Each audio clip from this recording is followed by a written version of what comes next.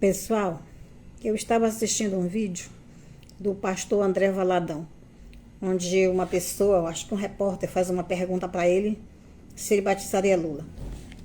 E ele ficou pensando e disse: batizaria, mas deixaria ele uns 30 segundos embaixo da água.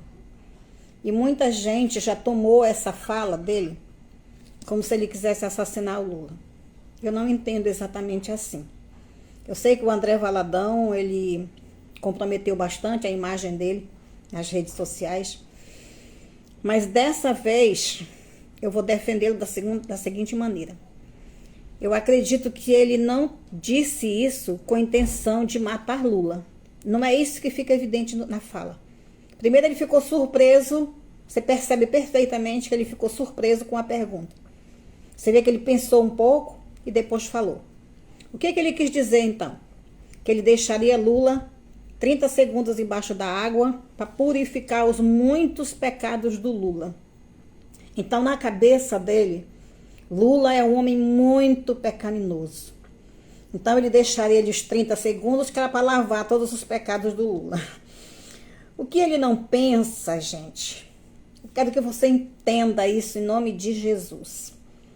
Que não é porque você é evangélico que você se sente menos pecadores do que as pessoas de outras religiões. Jesus disse: eu sou o caminho, a verdade e a vida, ninguém vem ao Pai a não ser por mim, e disse: ide por todo mundo, pregai o evangelho a toda criatura.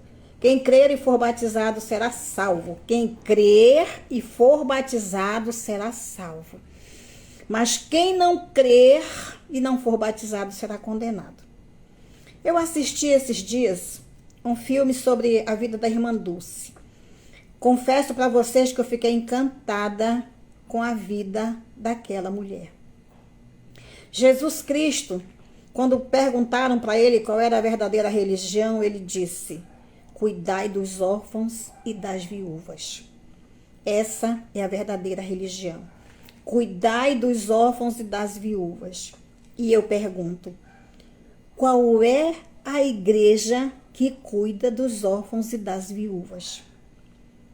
Qual é a igreja evangélica neste Brasil que tem um projeto para cuidar dos pobres? Me diga, se você conhece, me avisa, porque eu não conheço. Quando eu vejo uma igreja distribuir alimentos, por exemplo, como na época da Covid, ela distribuía porque os membros contribuíam para arrecadar aquele alimento. Eu acredito que a igreja não fazia essa caridade com o dinheiro dos dízimos e das ofertas.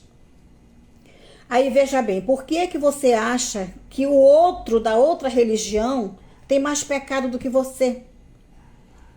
A gente está vendo, amados, que esse povo evangélico precisa se converter. Eu sou evangélica e eu me converto todos os dias. Todo santo dia eu entrego a minha vida para Jesus.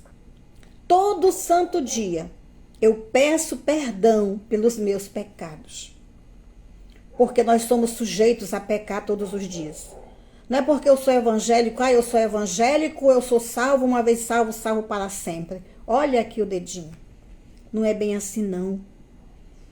Eu vi também a pregação de um padre dizendo o seguinte, que os evangélicos, nenhum está salvo, porque eles não fazem parte da verdadeira igreja. A igreja verdadeira é a igreja dele. Por quê? Porque na igreja evangélica não tem confissão e não tem eucaristia. Amados, a confissão é para ser feita para Deus. É para Deus. Na Bíblia está escrita que nós devemos confessar nossos pecados uns aos outros. Mas não que você tenha que confessar seu pecado para homens para obter a salvação. De jeito nenhum. A nossa confissão é para Deus, é quando nós nos arrependemos dos nossos pecados. Quando percebemos que somos pecadores diante de Deus, que somos miseráveis pecadores diante de Deus, e nos arrependemos dos nossos pecados e confessamos os nossos pecados a Jesus. Não interessa qual seja a sua religião. Não importa. Você acha que a irmã Dulce não herdou o reino do céu? Nós não podemos dizer quem vai e quem não vai. Amados, vai ter muita surpresa. Vai ter muita surpresa, muita gente que está em cima do altar pregando a palavra de Deus, no dia do arrebatamento vai ficar. Muita gente que está em cima do altar cantando e louvando, no dia do arrebatamento vai ficar. E muita gente que não é levita, que não está fazendo nada disso, vai subir. Então não é a religião que vai nos levar para o céu, amados, é Jesus Cristo. É Jesus Cristo. O que é que está no nosso coração? Você vê que Lula é um homem pecador, sim, como todos nós somos pecadores. Mas ele é um homem voltado para a pobreza. Ele tem um excelente coração. Ele faz aquilo, ele tenta fazer aquilo que Jesus fez, cuidar dos pobres. Ele tem essa vantagem. Eu não sei se algum dia ele já confessou os pecados dele para Jesus Cristo. Eu não sei se ainda vai fazer, porque nós não podemos julgar, não sabemos a vida de ninguém. Muitas vezes nós confessamos os nossos pecados para Jesus e logo depois a gente sai e vai errar. Muitas vezes estamos em cima do altar carregando multidões de pecados na nossa vida, como é notório. Nós temos visto isso aí na mídia, explícita para todo mundo ver. Pastores, pastoras, em cima do altar, adulterando, se prostituindo. Uma outra coisa que eu quero falar para os evangélicos. Gente, uma coisa que, na minha opinião, e segundo a Bíblia, porque está na Bíblia, a Bíblia diz que nós não podemos fazer acepção de pessoas. A Bíblia diz que nós não podemos, que não devemos procurar os primeiros lugares. E os altares das igrejas estão repletos de cadeiras. Dentro das igrejas tem acepção de pessoas. Colocam cadeiras em cima do altar para uma multidão de gente se sentar. Outro dia eu assisti um vídeo, a cantora Lauriette. Eu vou falar o nome da cantora, que é para quando você ver esse vídeo, você saber do que eu estou falando. A cantora Lauriette louvando numa igreja. E a igreja, o altar da igreja estava tão lotado de cadeiras, era tanta gente em cima do altar, que a cantora mal podia se mexer. E o que me chamou mais atenção foi dois tronos vermelhos em cima daquele altar. O que dava para se entender, a leitura que se fazia, é que eram os tronos do pastor e da pastora. Tronos em cima do altar do Senhor. Em cima do altar de Deus, meus amados, só deve ficar a palavra, que é a palavra que liberta. Somente a palavra, porque o altar é lugar de sacrifício. O altar é lugar de sacrifício. Não é lugar para ninguém aparecer.